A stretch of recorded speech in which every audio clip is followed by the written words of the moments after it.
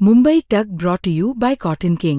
Nature in every finish, premium, modern living in every ease.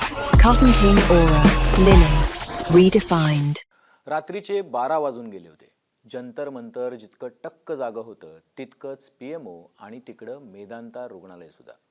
कारण 11 वाजून 52 मिनिटांनी पंतप्रधान नरेंद्र मोदी यांनी एक ट्विट केलं, ज्यात त्यांचा चक्क सेल्फी व्हिडिओ होता, तोही व्हर्टिकलमध्ये 2 मिनिटं 56 सेकंदाचा. म्हणजे जेनझी ज्या भाषेत सोशल मीडियावर वावरते तसा. जेनझीचा कॅमेरा कायम व्हर्टिकल असतो. मोदी काय म्हणाले तर बघा. व्हिडिओची सुरुवातच त्यांनी फ्रेंड्स या संबोधनानं झाली आहे. एरवी ते भाईयो और बहनो या पेटंट डायलॉगनं सुरुवात करतात. मोदी काय म्हणतायत, मी कोट करतोय.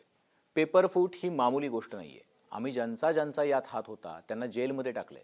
पोरांचं वर्ष वाया जाऊ नये ही आमची भूमिका होती. आम्ही पूर्ण शक्तीनं कमीत कमी वेळात 22 लाख पोरांसाठी पुन्हा नीटची परीक्षा घेतली आणि आता 5-6 दिवस आधी म्हणजे 19 तारखेला त्याचा रिझल्टही आलाय. देशभरात उत्तीर्ण झालेल्या पोरांच्या आनंदाच्या बातम्याही आल्यात, पण आम्ही त्यात आनंद मानला नाही. म्हणून आज नीट पेपरफूट प्रकरणात फास्ट ट्रॅक कोर्ट स्थापण्याचे आदेश दिले आणि संबंधित विभागानं रात्री उशिरा मला त्याचा मसुदाही दिला, ज्यात कठोर शिक्षेचं प्रावधान आहे, ज्याची कॅबिनेटमध्ये चर्चा होईल आणि सोमवारी आम्ही तो मसुदा विधेयकाच्या रूपानं संसदेत ठेवू. मोदींच्या या संबोधनाला तासभर उलटतो उलटतो तोच 1 वाजून 21 मिनिटांनी आणखी एक ट्विट आलं. ते होतं सोनम वांगचुक यांचं. त्यांनी म्हटलं की JP नड्डा, जितेंद्र सिंग आणि लडाखच्या अपेक्स बॉडीच्या समोर मी 26 दिवसांचं उपोषण मागे घेतलंय. त्याआधी वेगवेगळ्या पक्षांच्या 65 खासदारांनी पत्र लिहून मला उपोषण मागे घेण्याची विनंती केली होती. खूप वाटाघाटी केल्यानंतर आणि देशभरात हिंसेच्या घटनांची शक्यता लक्षात घेऊन मी हा निर्णय घेतलाय. मी लवकरच अटी शर्थी वेगळ्या व्हिडिओमध्ये पोस्ट करीन, पण तोवर शांततेनं आंदोलन करा. हिंसेला स्थान देऊ नका. आता वांगचुक यांचं उपोषण मागं घेतलं गेल्यानं CJPच्या प्रवक्त्यांनी आनंद व्यक्त केला. CJPचे संस्थापक अभिजित दिपके यांनी 1 वाजून 26 मिनिटांनी म्हणजे वांगचुक यांच्या ट्विटनंतर 5 मिनिटांनी एक ट्विट केलं. ते काय म्हणतात बघा, मी कोट करतोय. सोनम वांगचुक सरांनी 26 दिवसानंतर आपलं उपोषण मागं घेतल्यानं आम्ही सुटकेचा श्वास सोडलाय. वांगचुक सरांचे मनापासून आभार. त्यांनी जे धाडस आणि त्याग दाखवलाय तो अतुलनीय आहे. तुम्ही स्वतःचा जीव धोक्यात घालून देशाला जागं केलं. तुमचं जीवन या देशासाठी मौल्यवान आहे. कॉकरोच जनता पार्टीचं जंतर मंतरवरचं आंदोलन धर्मेंद्र प्रधान यांचा राजीनामा होत नाही तोवर सुरूच राहील. म्हणजे वांगचुक यांच्या ट्विटमध्ये ज्या राजीनाम्याच्या मुद्द्याचा उल्लेख नव्हता तो उल्लेख अवघ्या 5 मिनिटात अभिजित यांनी टाकला आणि त्यांनी हे आंदोलन सुरू होईल असं सांगितलं.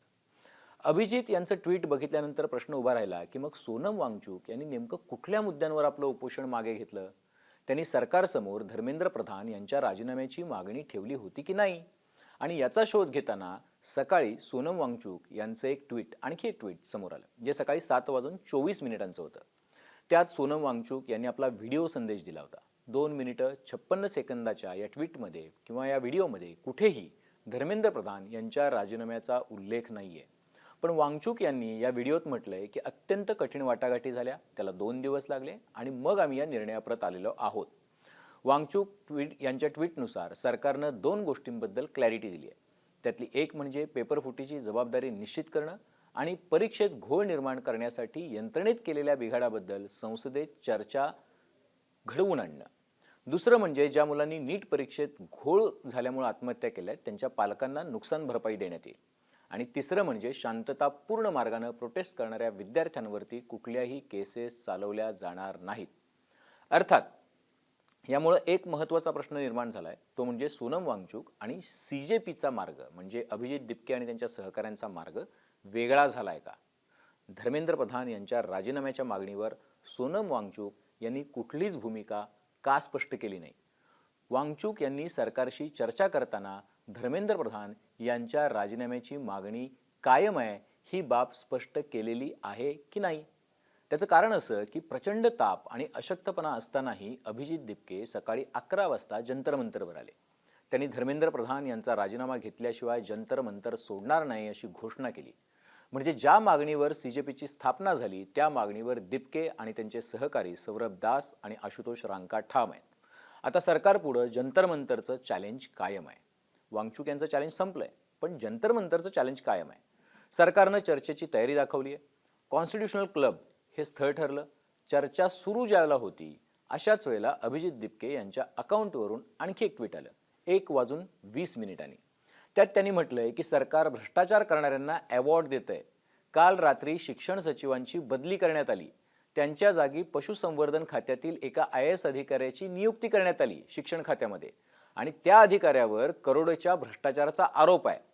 सगळा नीट पेपर फुटीचा घोळच सिस्टमॅटिक करप्शनच्या भोवती आहे. एका भ्रष्ट अधिकाऱ्याला हटवून त्याच्या जागी दुसऱ्या भ्रष्ट अधिकाऱ्याला आणणं हा देशातल्या युवांचा अपमान आहे. असल्या प्रकारचं कॉम्प्रोमाइज आम्ही स्वीकारावं असं सरकारला वाटतंय का? याला जबाबदारी निश्चित करणं म्हणत नाहीत. आम्ही धर्मेंद्र प्रधान यांचा राजीनामा घेतल्याशिवाय राहणार नाही. आता मुद्दा असा आहे की एका अधिकाऱ्याला हटवलं, पण भ्रष्टाचाराचा आरोप असलेल्या अधिकाऱ्याला तिथं का आणलं हा प्रश्न आहे. दुसरीकडे सोनम वांगचूक यांच्या पत्नी गीतांजली अगमो यांनी राहुल गांधी यांनी पंतप्रधानांच्या निवासाबाहेर आंदोलन केल्याबद्दल गांधींवर टीकेची झोड उठवली. पंतप्रधानांच्या निवासाबाहेर आंदोलन करण्याची कुठलीच गरज नव्हती असं त्यांनी म्हटलंय. राहुल गांधींनी जंतर मंतरवर यायला हवं होतं असंही अगमो म्हणाल्यात. त्यावर मात्र CJPनं उलट प्रतिक्रिया दिली आहे. CJPचे प्रवक्ते म्हणजे कॉक्रोच पार्टीचे प्रवक्ते सौरभ दास हे काय म्हणतात बघा. ते इंडियन एक्सप्रेसशी बोलत होते. मी कोट करतोय, प्रत्येकाचं आपलं स्वतंत्र मत आहे. राहुल गांधींचं आंदोलन शांततापूर्ण पद्धतीनं सुरू असेल तर माझा त्याला पाठिंबा आहे, कारण ते संवैधानिक आहे. देशाचे विरोधी पक्षनेते म्हणून विद्यार्थ्यांचं आंदोलन पुढे नेण्याची त्यांची ही जबाबदारी आहे. आता राहुल गांधी जंतर मंतरवर का आले नाहीत हा जो प्रश्न आहे त्यावर सौरभ दास यांनी दिलेली प्रतिक्रिया बघा. मी कोट करतोय, आम्ही सत्याच्या मार्गावर ही चळवळ सुरू केली आहे. आम्ही सगळे कोरी पाटी असलेले आणि नव्या कल्पना साकारणारे लोक आहोत. या आंदोलनाला लाखो लोक त्यात सहभागी झाले, त्यांनी पाठिंबा दिला. कोण क्रेडिट घेतंय, कोण येतंय हा आमचा विषयच नाहीये. आम्ही प्रत्येकाला आवाहन केलं होतं. राहुल गांधींनाही केलं होतं. ते आले नाहीत, हा त्यांचा चॉईस आहे. खूप नेते आले, त्या नेत्यांनी सहवेदना दाखवली. कुणीही क्रेडिट घेतलं तरी आम्हाला फरक पडत नाही. वांगचूक यांनी JP नड्डा आणि सरकारशी केलेल्या वाटाघाटीत CJPची महत्त्वाची मागणी म्हणजे धर्मेंद्र प्रधान यांचा राजीनामा आहे का नाही हा प्रश्न यानंतरही कायम आहे. आणि दुसरीकडे वांगचूक यांच्या पत्नीनं व्यक्त केलेल्या मतांच्या विपरीत मतं CJPच्या नेत्यांनी आणि प्रवक्त्यांनी माध्यमांसमोर व्यक्त केल्यामुळं हा संशय आणखी बळावलाय. आणि त्यामुळंच वांगचूक आणि CJP यांचा मार्ग आता वेगळा झालाय का हा प्रश्न आहे. कारण वांगचूक यांनी उपोषण सोडल्यानंतर TMCच्या खासदार महुआ मोइत्रा यांचं एक ट्विट प्रचंड व्हायरल झालंय, ज्यात त्या म्हणतायत की प्रिय वांगचूक, मी कोट करतोय, प्रिय वांगचूक, आम्ही तुमचा सन्मान करतो. तुम्ही उपोषण मागे घेतलंय, तुम्ही आता आराम करा आणि स्वतःची काळजी घ्या. आणि सर्वात महत्त्वाचं म्हणजे तुमचा आवाज वापरून हे सरकार आंदोलन मोडून काढणार नाही याची काळजी घ्या. आंदोलन कुठं सुरू करायची यापेक्षा आंदोलनं कुठं थांबवायची हे अधिक महत्त्वाचं असतं. आणि त्यापेक्षाही जास्त महत्त्वाचं असतं ती कुठल्या कॉस्टवर थांबवायची, काय किंमत मोजायची. अण्णा हजारे लहानग्या मुलांच्या हातून सरबत पिऊन उपोषण सोडायचे. त्यांनी आयुष्यात 22 उपोषणं केलीत. त्यामुळं 11 कायदे आले. पण शेवटच्या लोकपाल आंदोलनानंतर पुढे अण्णांच्या आंदोलनाचं काय झालं हे देशानं पाहिलं. आता सोनम वांगचूक यांनी केंद्रीय मंत्र्यांच्या हातून उपोषण सोडलंय. पण महत्त्वाची मागणी जी धर्मेंद्र प्रधान यांच्या राजीनाम्याची होती त्याचं काय झालं याचा त्यामध्ये उल्लेख नाहीये. बाकी आता नवं राजकारण जसं उदयाला येईल तसं ते अनफोल्ड होत राहील. आपण पाहत राहू. तुमचीही काही मतं असतील तर निश्चितपणे कमेंट बॉक्समध्ये नोंदवा. बेल आयकॉनवरती आपण क्लिक केलं तर अपडेट्स मिळत जातील. आणि सर्वात महत्त्वाचं म्हणजे मुंबई तकचं YouTube चॅनल सबस्क्राईब करायला विसरू नका. आजच्या सेंटर पॉईंटमध्ये मी अभिजित करंडे इथंच थांबतोय. पाहत रहा मुंबई तक.